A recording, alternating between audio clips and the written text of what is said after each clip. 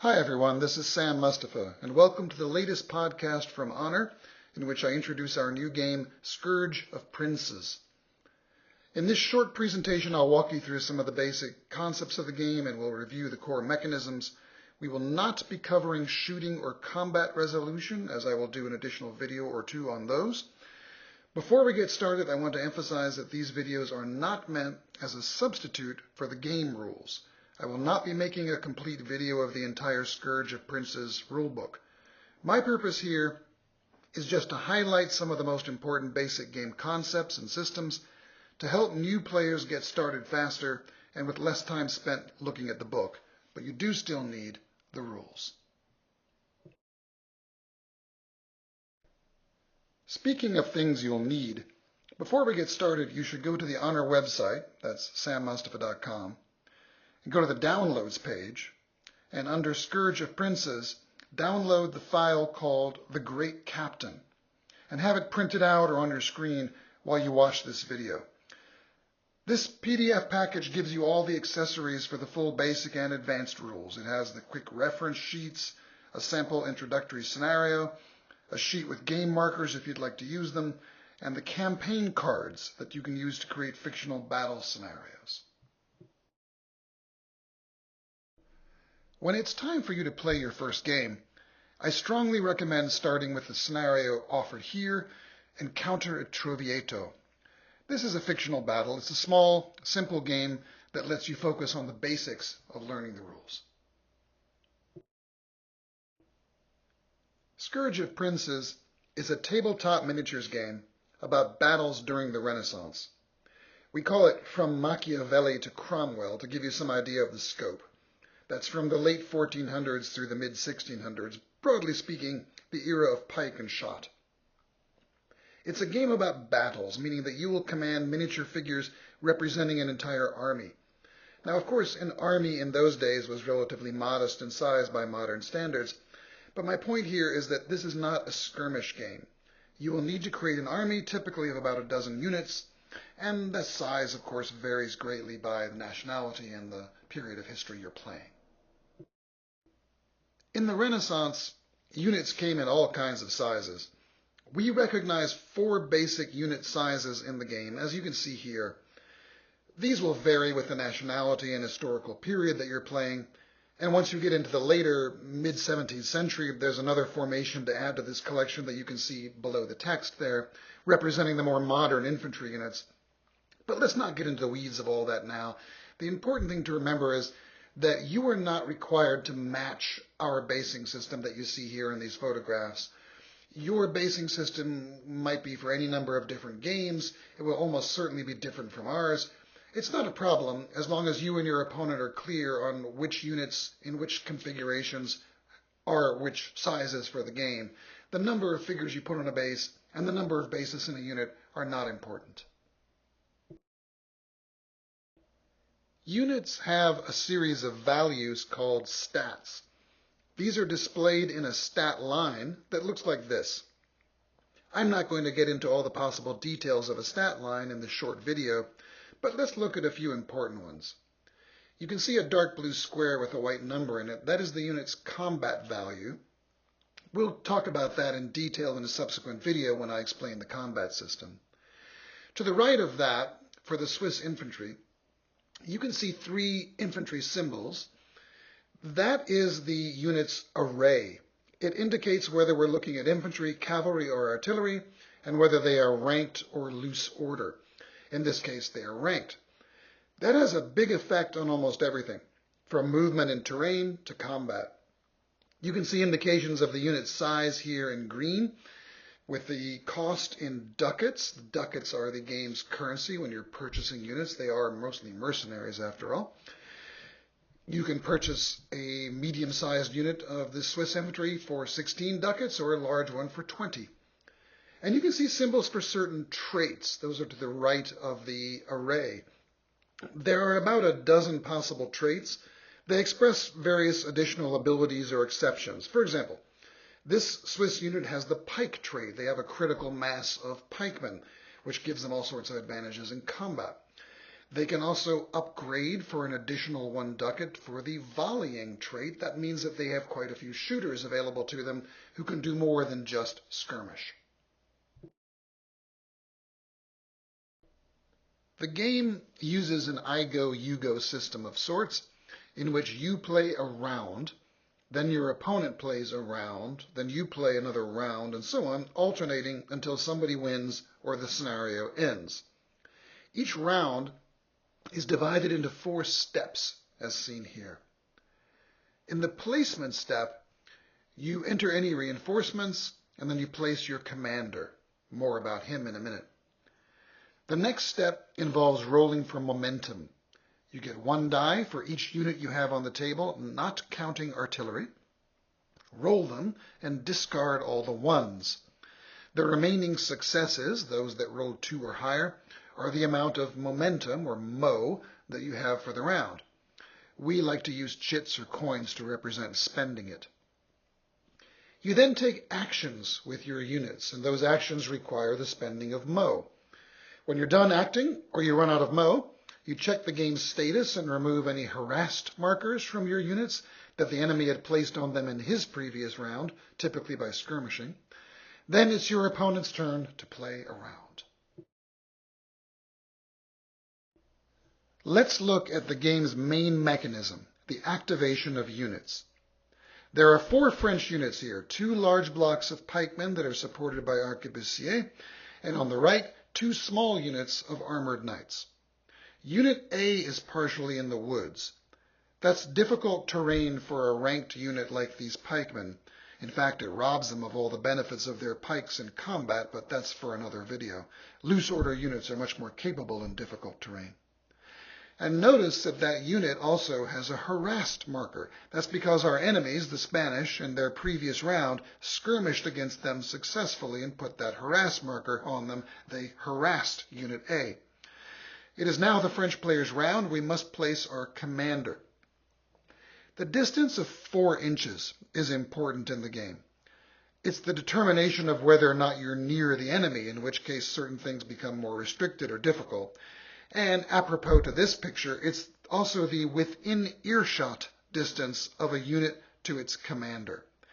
If you place the commander within earshot of a unit, within 4 inches of it, that unit immediately removes its harassed marker. The boss has come over to sort out their confusion.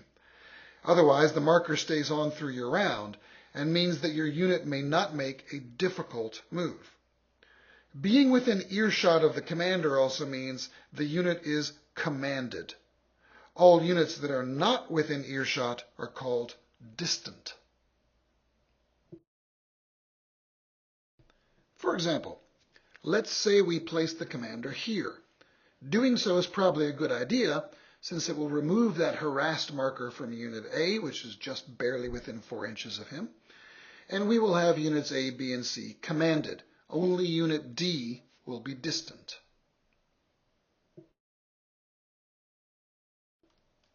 On the other hand, if you more urgently need to act with the knights, you might also place the commander here.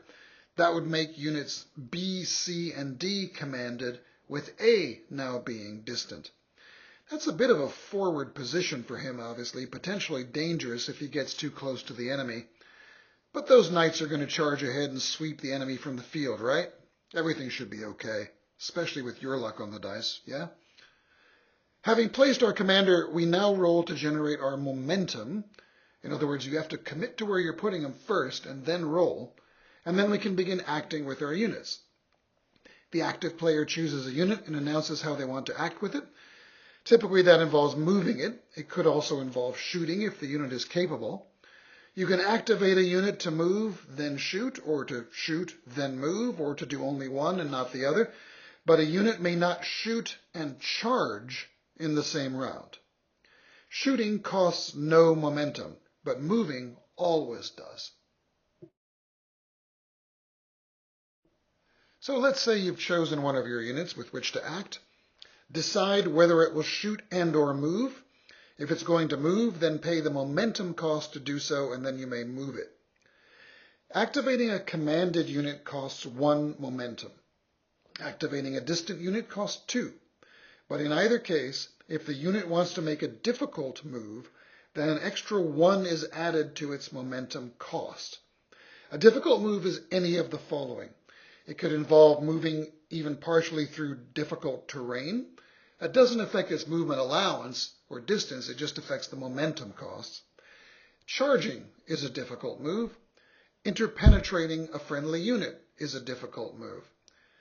There are some additional restrictions in the rulebook about not doing one while doing the other, but generally you only add +1 no matter how many of these you do.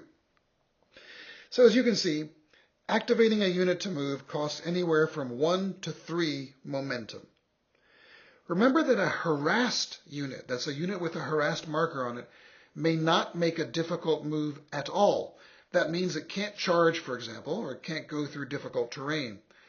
Harassed markers will all come off at the end of your round, but if you want to get those units into action in this round, you must place your commander close enough to them to make them commanded so those markers disappear as soon as he's placed.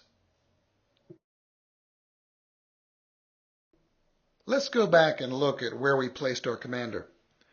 Assuming they don't do anything difficult, units B, C, and D would each cost only 1 mo to move. If one of them charges, for example, that move becomes difficult and would then cost 2 momentum. But Unit A is stuck. It is not commanded, it is distant, and it has a harassed marker, and it's in difficult terrain. It therefore can't move at all this round because anywhere it went would be difficult, and a harassed unit cannot make a difficult move. When a unit activates to move, it has 3 options. It can make a basic move, a flexible move, or a charge. A basic move may begin with a wheel if you like.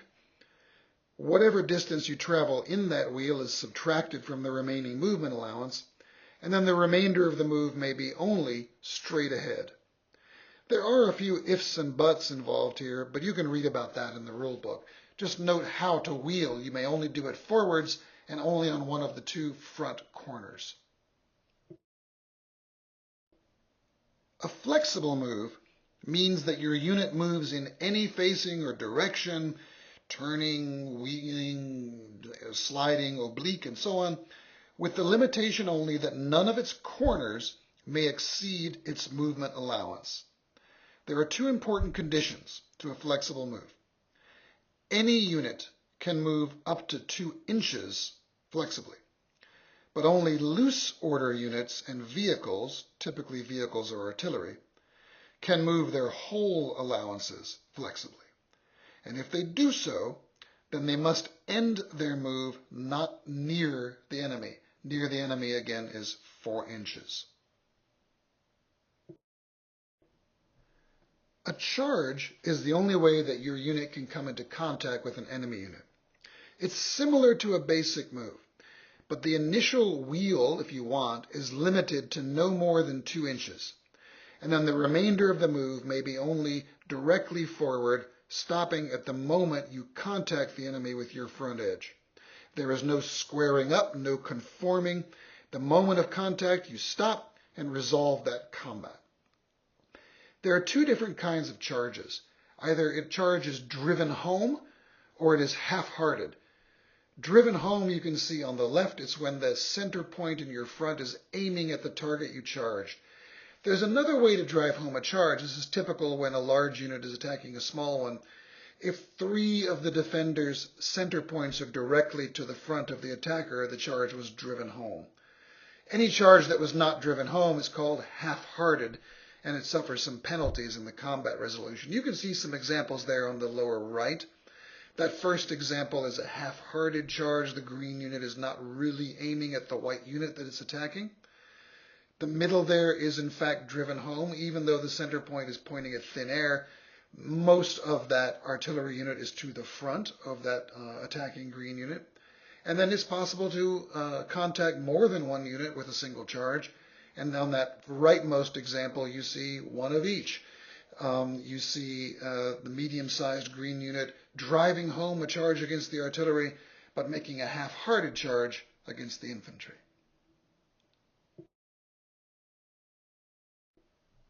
Loose order units and vehicles may interpenetrate and be interpenetrated by any friendly units. Ranked units may never interpenetrate other ranked units. Interpenetration makes a move difficult unless it costs more momentum. Further, you may not interpenetrate while charging. What you see in this example also is the large pike unit momentarily overlapping or sitting on the small cavalry unit. This is legal as long as you spend the momentum to move that cavalry out of the way so that none of your units ends the round still interpenetrated.